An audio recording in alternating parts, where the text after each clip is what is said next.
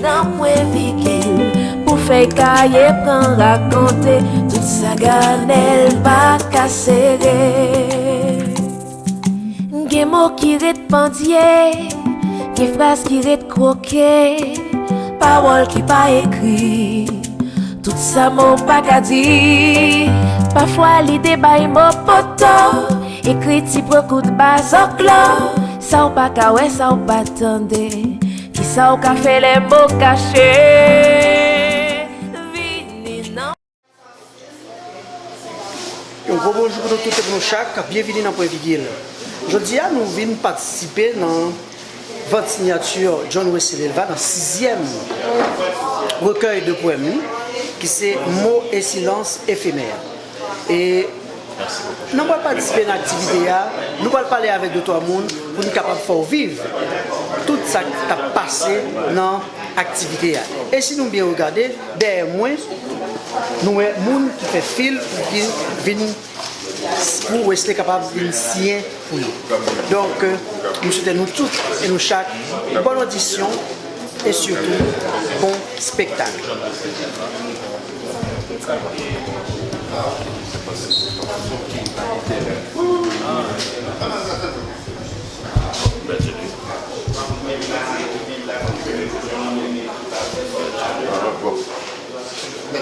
Pourquoi non? 87. Oui. J-O-H-L.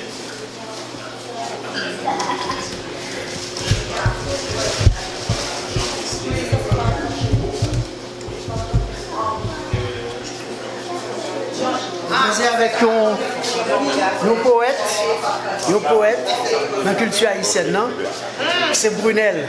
Brunel, ça qui passe. Comment on est? Je dis, on vient participer dans votre signature à John Wesley. Oui. Chez John Wesley Delva, c'est un ami que j'ai passé pour encourager dans le processus là. Tout à fait. Merci. Hein? Merci. Conforme. Bonjour Jacques, comment nous? Nous très bien et son plaisir pour avec nous là dans Point Virgule. Tout à fait. Jacques, je dis vous participez dans votre signature de John Wesley Delva. Et qui ça poète ça lui-même il signifie pour vous? Mais il faut me dire que John Wesley Delva, ce n'est pas seulement un poète, c'est un ami tout. Et c'est avec plaisir, il faut me dire que c'est moi-même qui ai édité le livre ça. Le livre ça, c'est la Carmel sortie. Donc, qui ça John Wesley Delva et moi?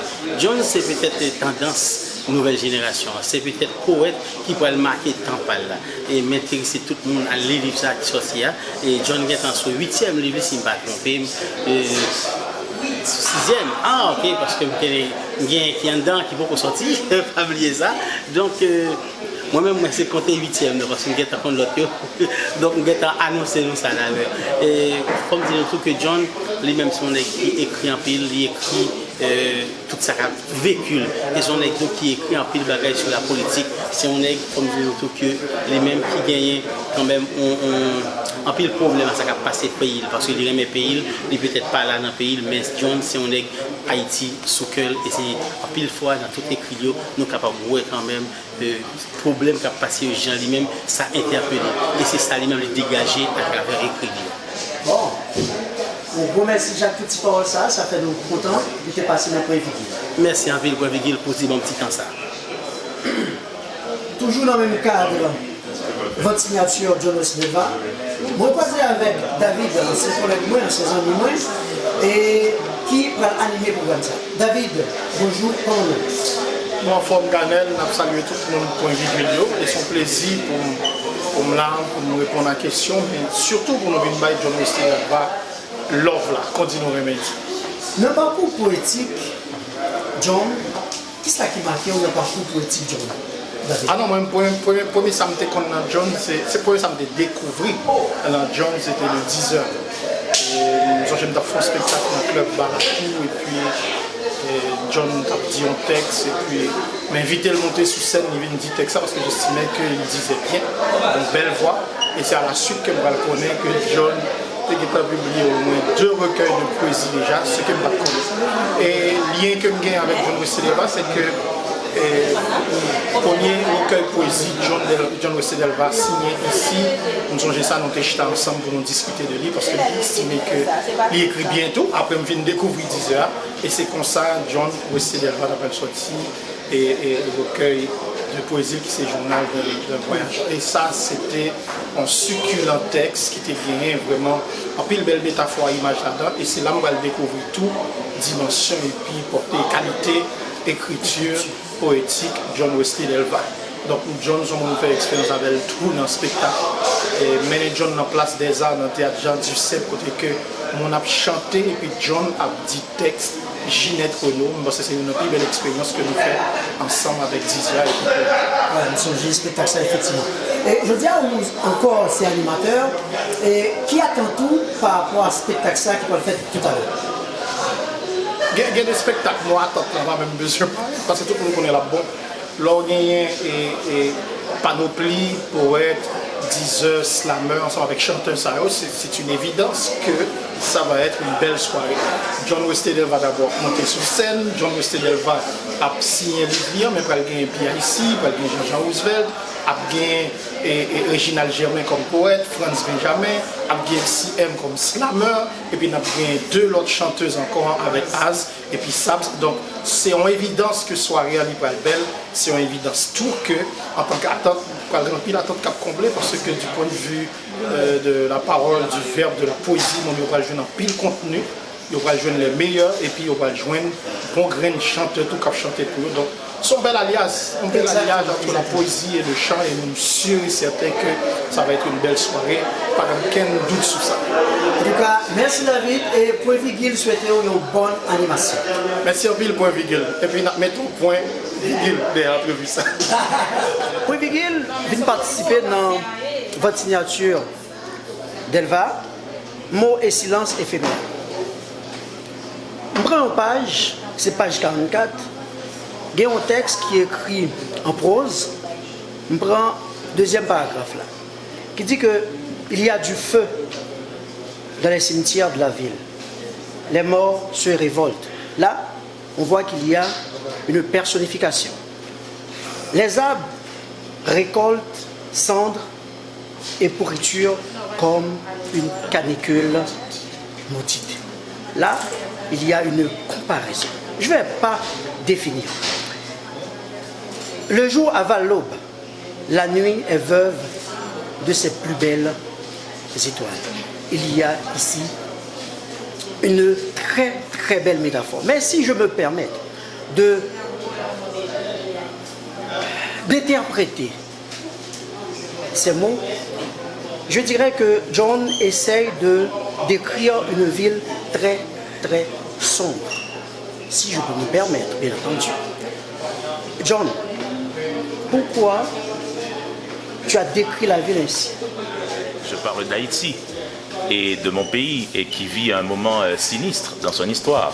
C'est une ville qui est assiégée par des gangs armés. C'est une ville où la mort est partout. Et c'est une ville où les citoyens ne peuvent pas vaquer à leurs activités. C'est une ville où la vie est menacée. Donc voilà, c'est ce qui est décrit à travers ce texte qui évidemment est écrit en prose. Ouais. Tout à fait. Ouais. C'est-à-dire une ville sans vie. C'est ça. Absolument. Merci, John. Tu vas me faire l'honneur et le plaisir de signer pour point Vigil.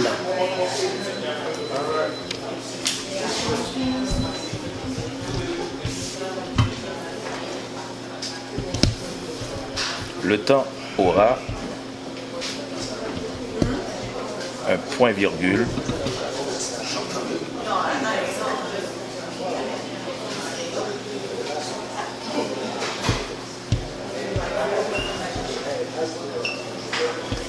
à la fin de la phrase.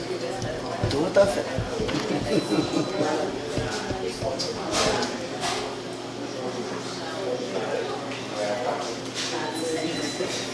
Merci beaucoup, c'est un plaisir. Plaisir partagé, mon frère. Merci d'être venu. Merci.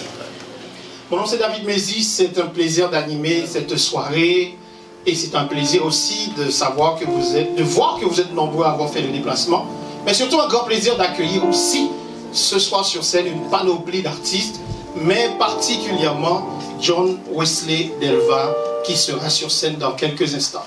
John. Le texte que je vais vous lire a pour titre « Mots et silence éphémères ».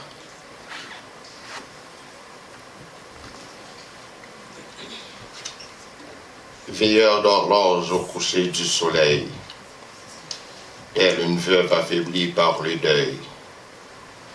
Mon cœur te cherche, une feuille blanche tamisée de mots malendormis. J'écris la nuit sans manière, en attendant que le temps fugue sous mes yeux endoloris. Où es-tu, fille de l'azur? Où es-tu, mademoiselle de fleurs loquaces? À cette heure-ci, l'amour te cherche partout. L'amour te cherche, même au pays des étoiles, pucelles, même au visage des gens qui passent. Mon cœur est fou de contre-jour. Dans mes notes de musique, je reprends mes accords mineurs. Quand tu tombes et que te relever devient un défi. Quand de ta route on te dévie. Quand on te chambre et qu'on veut briser tes rêves, redresse-toi et relève-toi. Relève-toi pour vivre tes rêves et ne permets jamais qu'on te les enlève. Il faut les vivre et bien y croire. Viendra un jour ton heure de gloire. Relève-toi même si tu tombes, relève-toi même si tout sombre et même si tout annonce la fin. Fais de ta chute pour toi un bien car la vie est faite de bas et de haut. Tu ne peux pas toujours être le héros. Il faut perdre pour apprendre à gagner, savoir paître pour devenir un berger. Mais ta dignité jamais ne rabaisse car c'est ta fierté, ton carnet d'adresse. Terminé pour George Floyd. Des genoux sur mon cou, suffocant. Je ne peux plus respirer. Je ne peux plus respirer, mon rêve défoncé trimballe ma dignité sur le trottoir. Je ne peux plus rentrer à la maison. L'Amérique m'a fermé la porte au nez. Le Have a Dream farci d'horizons voilés se désespère de 1000 barricades au travers des routes boueuses. Et la bannière étoilée s'est souillée dans la nef de l'innocence. Je suis mort depuis déjà des siècles pour un rêve brut, pour que l'Amérique se réveille dans le silence des patries. John Wesley Delva. Mais je t'aime, je t'aime, je t'aime, je t'aime du plus fort que je peux. Je t'aime et je fais de mon mieux. Je m'approche auprès de notre feu, je transpire d'amertume. Je vois danser ces femmes, jaunes et bleues, et la passion qui se consume. Pourquoi lorsque l'amour est fort, il nous rend vulnérables et fragiles? Je pense à nous et je vacille. Pourquoi depuis, rien n'est facile? Je t'aime en feu, je t'aime en or. Je t'aime soucieux, je t'aime trop fort. Je t'aime pour deux, je t'aime à tort. C'est périlleux, je t'aime encore. Alors c'est vrai, ça me perfore. Je t'aime pesant, je t'aime bancal. Évidemment, ça me dévore. Je sais tellement que je t'aime mal. Si j'avance avec toi, c'est que je me vois faire cette danse dans tes bras. Des attentes, j'en ai pas. Lettre à ma mère.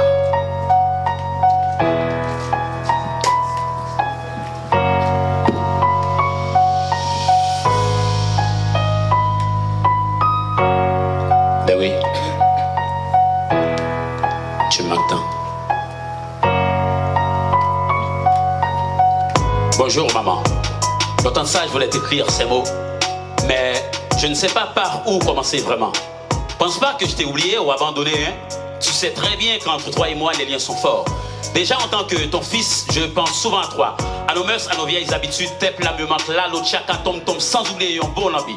Ta chaleur me manque tellement, maman.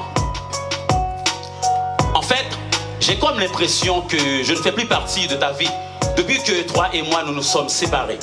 Mon nouveau monde sans toi, non. Ce n'est pas la même réalité. J'ai appris à m'adapter loin de toi. J'ai beaucoup grandi. Ouais, crois-moi. Merci pour toutes ces belles leçons apprises, ces expériences qui ont forcé ma résilience. Cette lettre est à ma mère, ma très chère mère.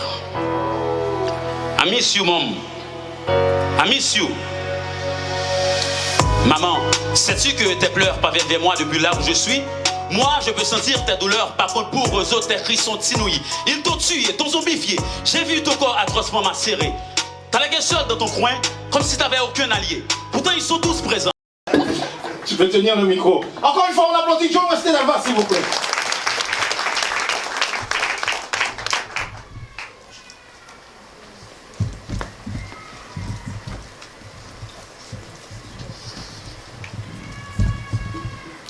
Veilleur d'horloge, au coucher du soleil, tel une veuve affaiblie par le deuil, mon cœur te cherche. Une feuille blanche tamisée de mots maladroits. J'écris la nuit sans manière, en attendant que le temps fugue sous mes yeux endoloris. Où es-tu, petite fille de l'azur? Où es-tu, mademoiselle de fleurs loquaces? À cette heure-ci, l'amour te cherche partout. L'amour te cherche. Même au pays des étoiles pucelles, même au visage des gens qui passent. Mon cœur est fou de contre-jour.